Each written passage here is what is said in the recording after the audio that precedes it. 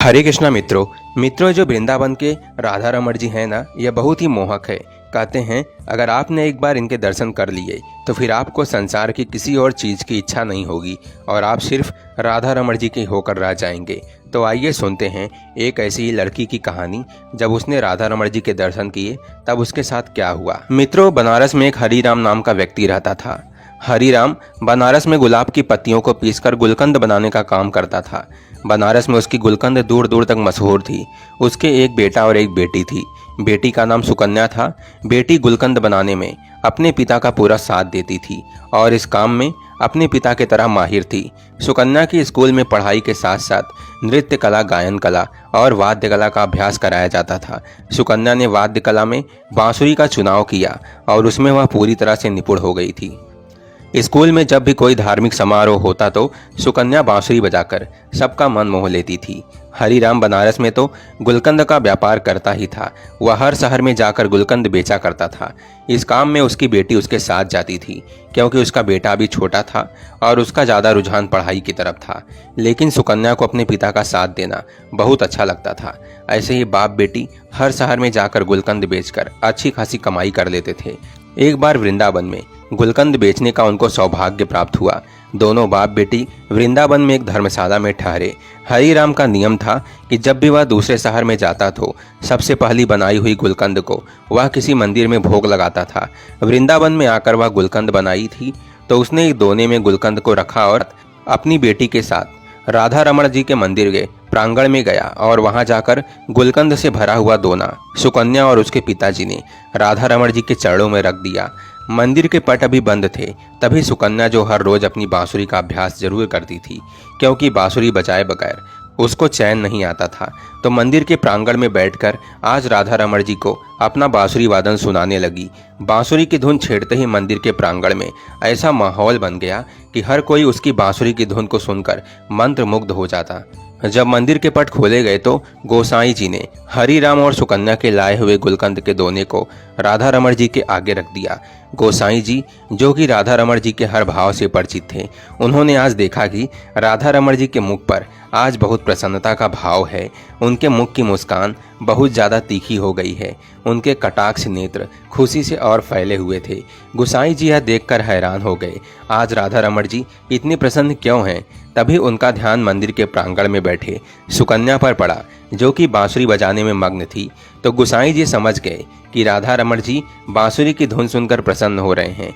सुकन्या बांसुरी बजाने में इतनी मग्न थी कि उसको पता ही नहीं चला कि कब मंदिर के पट खुल गए हैं।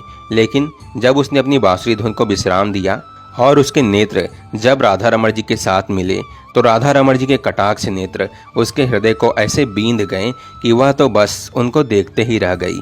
तभी हरिराम ने सुकन्या को कहा, बेटा दर्शन हो गए तो चलें। सुकन्या राधा रमण जी को निहारती हुई वापस धर्मशाला आ गई। अब तो हर रोज सुकन्या और उसके पिता गुलकंद बनाकर मंदिर ले जाते और सुकन्या बांसुरी की धुन छेड़ती और राधा रमण जी सभी लोग उसकी बांसुरी की मधुर धुन सुनकर मंत्रमुग्ध हो जाते। ऐसा कितने दिन तक चलता रहा। हरिराम ने कहा कि बेटा, अब हमें आए हुए काफ़ी दिन हो गए हैं, अब हमें अपने नगर वापस चलना चाहिए। लेकिन ना जाने राधा रमण जी कैसी इच्छा थी कि जब वो जाने का प्रोग्राम बनाते तो हर बार उनका जाना ना होता, फिर वहीं रह जाते। ऐसा करते करते उनको वृंदावन में रहते रहते 2 महीने हो गए। सुकन्या का तो यहाँ से जाने का मन ही नहीं कर रहा था क्योंकि वह तो राधा रमण जी की दीवानी हो चुकी थी। और उधर राधा रमण जी, जो कि आज तक अपनी बांसुरी की धुन से सारे वृंदावन में रमण करते थे, अब तो सुकन्या की बांसुरी की धुन सुनकर मंत्रमुग्ध हो रहे थे। कई बार ऐसा होता था कि राधा रमण रात को विश्राम के लिए भी देरी कर देते थे क्योंकि उनको बांसुरी की धुन बहुत प्रिय लगती थी। जब इनको सुलाने के लिए मंदिर के पट बंद करने के लिए गोसाई जी जाते तो किसी न किसी बहाने राधा रमण जी को मंदिर का पट बंद ही नहीं करने देते। ऐसा कई बार गोसाई जी ने देखा था। वो समझ चुके थे कि सुकन्या की बांसुरी की धुन राधा रमण को पसंद आ चुकी है। अब यहाँ से सुकन्या और हरिराम का जाने का समय आ गया। बड़े ही भारी मन से सुकन्या और हरिराम राधा रमण जी को छोड़कर अपने नगर बनारस चल पड़े। जब सुकन्या राधा रमण जी के मंदिर से निकली, उसके कदम आगे बढ़ नहीं रहे थे। उसको ऐसा लग रहा था कि उसके पाँव में किसी ने बहुत भारी वजन के पत्थर रख दिए हों और वजन के कारण उससे चला नहीं जाया जा रहा था। अब सुकन्या अपने घर बनारस आ चुकी थी। लेकिन उसका मन तो उस मोहनी सूरत वाले, वृंदावन के कटाक्ष नेत्रों वाले, गहरी मुस्कान वाले राधा रमण ने हर लिया था। अब तो सुकन्या का अपने घर बिल्कुल मन नहीं लगता था। उसका मन करता कि वह भागकर मंदिर के प्रांगण में चली जाए। ऐसे ही कितने दिन चलता रहा। एक दिन सुकन्या अपने माताजी के साथ रसोई घर में खड़ी थी, तभी अचानक से उसको जोरदार चक्कर आया और वह बेहोश होकर गिर गई। जब डॉक्टर के पास उसको ले जाया गया तो डॉक्टर को उसकी बीमारी समझ न आई, लेकिन जब उसके पिताजी उसको बड़े अस्पताल में लेकर गए तो डॉक्टरों ने उसकी जांच की तो पता चला कि उसके हृदय में छेद है। घर के सब लोग सदमे में आ गए। यह हमारी बेटी के साथ क्या हो गया? डॉक्टर ने बोला कि अब आपकी बेटी ठीक नहीं हो सकती, यह कुछ दिनों की मेहमान है। इसके बारे में सुकन्या को नहीं बताया गया।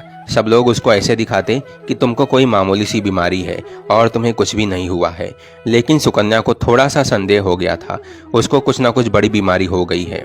तभी एक दिन सब लोग बाहर गए हुए थे और उसने अलमारी में से डॉक्टर की दी गई रिपोर्ट देखी तो उसने देखा उसके हृदय में छेद है, लेकिन तभी उसको वहां उसके हृदय में एक आकृति दिखाई दी।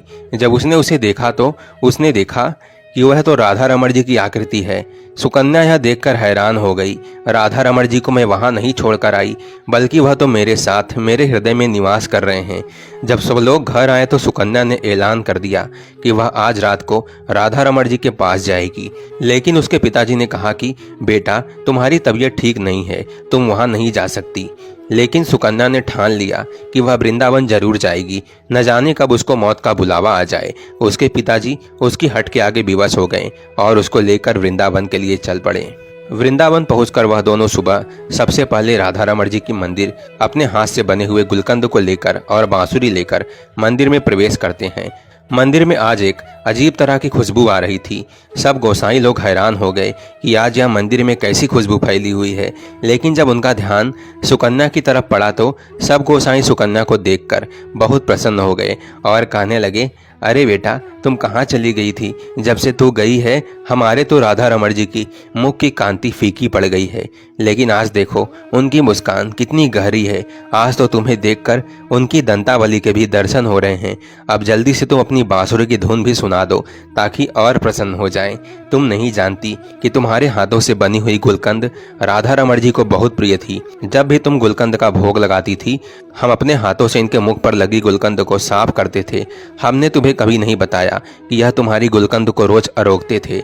यह सुनकर सुकन्या का फीका पड़ा हुआ मुख अचानक से खिल उठा। लेकिन जब उनको गोसाई जी ने बोला कि आज तुम अपनी बांसुरी की धुन से राधा रमण जी को प्रसन्न कर दो, तभी वहां हरी राम ने आकर गोसाई जी को हाथ जोड़कर बड़ी विनम्रता से कहा कि मेरी बेटी अब बांसुरी नहीं बजा सकती क्योंकि इसके हृदय में छेद है।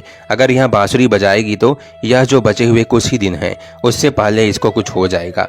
हरी राम गोसाई जी से प्रार्थना कर रहा था, लेकिन उधर सुकन्या बांसुरी बजानी शुरू भी कर चुकी थी और लगातार 4-5 घंटे आंखें बंद करके राधा रमण जी के अपने हृदय में दर्शन करते हुए बांसुरी बजाती है। हरी राम यह देखकर हैरान होता जा रहा था, इतनी बीमार लड़की बांसुरी वादन कैसे कर सकती है। जब सुकन्या ने बांसुरी को विश्राम दिया तभी मंदिर में माथा टेकने के लिए दिल्ली से एक बहुत बड़े डॉक्टर का परिवार आया हुआ था। उन्होंने गोसाई जी और हरी राम की सारी बातें सुन ली तो डॉक्टर ने बताया कि जिसको दिल की बीमारी या दिल में छेद होता है वह बांसुरी वादन नहीं कर सकता। आप लोगों को जरूर कोई गलतफहमी हुई है। लेकिन हरी राम ने सौगंध लेकर कहा कि नहीं, हम वहाँ सुकन्या का इलाज करवा रहे हैं और डॉक्टर ने बोला है कि यह कुछ दिनों की मेहमान है। तो मंदिर में आए हुए डॉक्टर ने दोबारा उसके दिल की जांच की तो उसने भी देखा कि सुकन्या के हृदय में तो छेद है, लेकिन वह छेद किसी चीज का उस पर आवरण है। लेकिन उसको कुछ समझ नहीं आ रहा था। किसी को यह नहीं पता था कि बीमार सुकन्या के दिल में हुए छेद को खुद राधा रमण जी ने वहां पर विराजमान होकर अपने आप से ढका हुआ था। सुकन्या अपनी बीमारी से बिल्कुल बेपरवाह थी क्योंकि उसके दिल के डॉक्टर राधा रमण जी उसके दिल का इलाज करने के लिए खुद उसके हृदय में वास कर रहे थे। यह बात सुकन्या और राधा रमण जी ही जानते थे। सुकन्या ने ऐलान कर दिया कि जब तक उसकी जिंदगी है तब तक वह राधा रमण जी को छोड़कर कहीं नहीं जाएगी।